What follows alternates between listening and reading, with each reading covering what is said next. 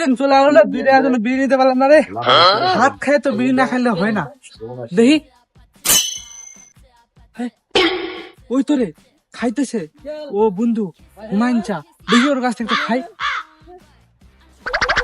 এই হুমায়ুন চা, শুনেন তো জোরে কথা আছে, তাড়াতাড়ি তাড়াতাড়ি। ও ভাইস্তে আসতেছি, একটু দেরি করো।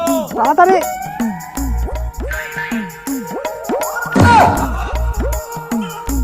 ও ভাইস্তে, এই জরুরি কথাটা কি ছিল একটু বল দেখি শুনি। কইছিলাম চাচা, এই মাত্র ভাত খাই আসলাম বাড়ি থেকে, তো 2 টাকার জন্য বিড়ি কিনতে পারলাম না, তো দেও না তোমার সিগারেটটা, এই দুটা একটু টান দেই।